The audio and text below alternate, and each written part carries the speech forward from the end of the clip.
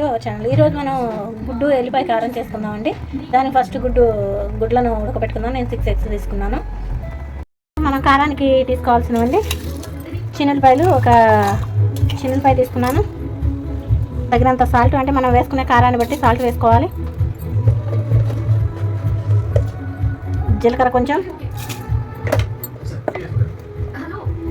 కారం వేసుకొని మిక్సీ పట్టేసుకుందాం. ఇలా ఎగ్స్ ఆఫ్ చేసుకోవాలండి. ఉడికిన తర్వాత ఇదిగోండి మనం మిక్సీలో వేసుకున్న కారం పక్కన పెట్టేసుకుందాం. స్టవ్ మీద ఆయిల్ కొంచెం వేసుకుందాం. ఫస్ట్ ఎగ్ పీసెస్ ఆయిల్ తాగిన తర్వాత ఎగ్ వేపుకుందాం. ఎగ్ ముక్కలు ఆయిల్ పెట్టాం కదండి. ఇప్పుడు ఆయిల్ కాగిపోయింది స్టవ్ పైన. ఇప్పుడు మనం హాఫ్గా కట్ చేసుకున్న పీసులు ఒక్కొక్కటి ఇలా పెట్టేసుకుందాం. ఇలా వేపుకోవాలండి. ఇలా వేగిన తర్వాత కొంచెం తీసి టర్న్ తిప్పుకుందాం.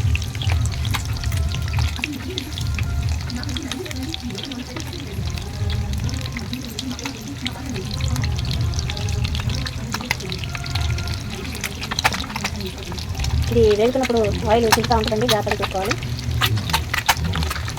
ఒక కళ్ళు తిప్పుకుంటా వేపుకుంది. ఇలా ఒక సైడ్ వేగిన తర్వాత మళ్ళీ వెనక్కి తిప్పుకొని వేసుకుందాం అండి. వేపుకుంటా ఇలా కలుపుకుంటూ ఉండాలి, లేకపోతే మాడిపోతే మొత్తం చక్కగా వేగుతుంది. ఇలా తిప్పుకుంటూ ఉంటే మీకు కదా తీసి పక్కన పెట్టేస్తున్నాం. ఫస్ట్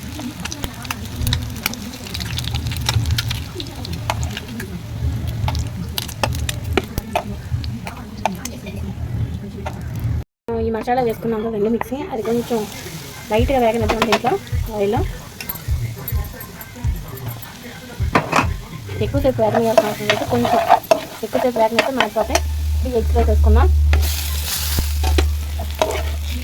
వేసి చక్కగా కలిపేసుకుందాం. మనకు ఎంతో రుచికరమైన స్పైసీగా ఉండే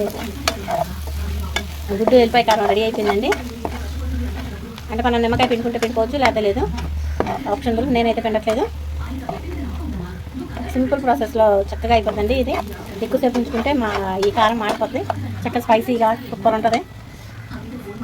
మీకు నచ్చినట్టయితే లైక్ చేయండి, షేర్ చేయండి, సబ్స్క్రైబ్ చేయండి. Thanks for watching. Thank you friends.